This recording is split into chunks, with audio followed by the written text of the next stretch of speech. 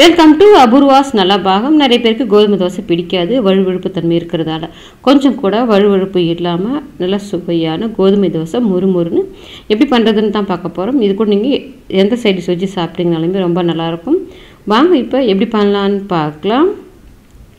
நம்மக்கிட்ட இண்டாலியமில் சப்பாத்தி உருட்டுற மனை, மிளகு சீரகம் இடிக்கிற இடி உரல், அது கூடவே பார்த்தீங்கன்னா இண்டாலியமில் தோசைக்கல் புடி உள்ளது புடி இல்லாதது ரெண்டுமே நம்மக்கிட்ட சேலுக்கு அவைலபிளாக இருக்குது.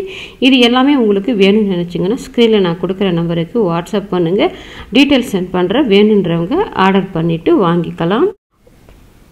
ஒரு மிக்சிங் பவுல் வச்சுட்டு அதில் மெஷரிங் கப்பால் 1 கப் அளவுக்கு கோதுமை ரவை எடுத்திருக்கேன். இப்போ இந்த கோதுமை ரவையை அதில் சேர்த்துக்கலாம். எல்லாத்தையுமே ஒரே அளவாலே அளந்து எடுத்துக்கோங்க. அதே கப்பால் 1/2 கப் அளவுக்கு உளுத்தம்பருப்பு எடுத்துருக்கேன். அது கூடவே 1 டீஸ்பூன் அளவுக்கு வெந்தயம் சேர்த்துக்கோங்க.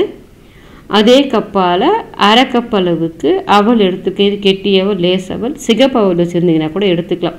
இப்போ இது எல்லாத்தையுமே ஒரு தண்ணி போட்டு கழுவிட்டு இப்போ இது ஊறுறதுக்கு தேவையான அளவுக்கு தண்ணியும் ஊற்றி வச்சுருக்கேன். இது எல்லாமே பார்த்தீங்கன்னா ஒரு 1.5 மணி நேரத்து 2 மணி நேரம் வரைக்கும் ஊற வச்சிங்கன்னா போதும். நீங்கள் ஒரு 1.5 மணி நேரம் ஊற விட்டுக்கிட்டிங்கன்னா கூட போதும். இப்போ இது எல்லாமே ஒன்றா சேர்ந்து நல்லா ஊறி வரட்டும். இப்போ ஊற வச்சுருந்து பார்த்தீங்கன்னா கிட்டத்தட்ட ஒரு 1.5 மணி நேரம் ஆகுது. எல்லாமே நல்லா ஊறி வந்துருச்சு. இப்போ இது கொஞ்சமாக இருக்கிறதால நம்ம இது மிக்சி கப்லேயே சேர்த்துட்டு அரைச்சிக்கலாம். நீங்கள் அதிகமாக பண்ணுற மாதிரி இருந்தாக்கா கிரைண்டரில் சேர்த்துட்டு கூட அரைச்சிக்கலாம்.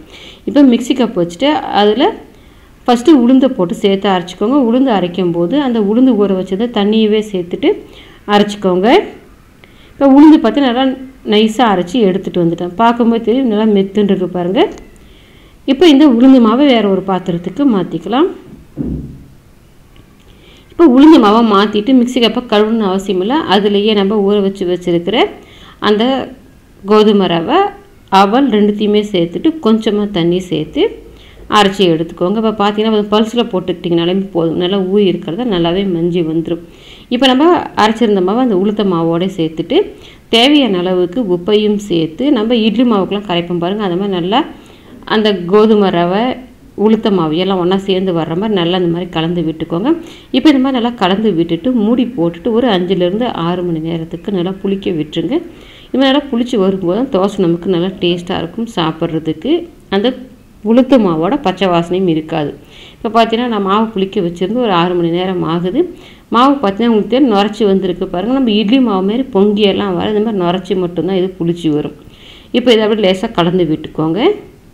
இப்போ லேசாக கலந்துட்டு பார்த்தீங்கன்னா நமக்கு தோசை மாவு கன்சிஸ்டன்சிக்கு கரெக்டான அளவில் இருக்கிறத நம்ம எக்ஸ்ட்ரா தண்ணி எதுவும் சேர்க்க வேண்டாம். இப்போ நமக்கு தோசைக்கு மாவு ரெடி ஆகிடுச்சு. அடுப்பில் தோசைக்கல் போட்டிருக்கேன். தோசைக்கல்லும் நல்லா காஞ்சிடுச்சு.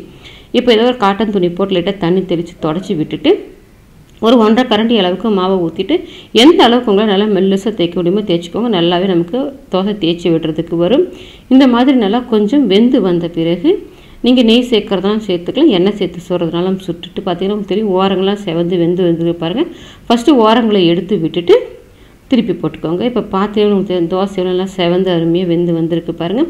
இப்போ திருப்பி போட்டு வச்சுருந்து இன்னொரு சைடுமே நல்லா நமக்கு செவந்து வந்துருச்சு. இப்போ நம்ம இதை வெளியில் எடுத்துக்கலாம். நமக்கு நல்லா அருமையான கோதுமை தோசை வழுவழுப்பு இல்லாமல் ரெடி ஆகிடுச்சு. நீங்களும் உங்கள் வீட்டில் ட்ரை பண்ணி பாருங்கள். ட்ரை பண்ணி பார்த்துட்டு எப்படி வந்ததுன்றதை கமெண்ட் செக்ஷனில் சொல்லுங்கள். லைக் பண்ணுங்கள், ஷேர் பண்ணுங்கள். அபூர்வாஸ் நலபாகத்துக்கு சப்ஸ்கிரைப் பண்ணுங்கள். கூடவே பெல் பட்டனை கிளிக் பண்ணுங்கள். அப்போ தான் அப்லோட்ஸ்லாம் உங்களுக்கு உடனடியாக கிடைக்கும்.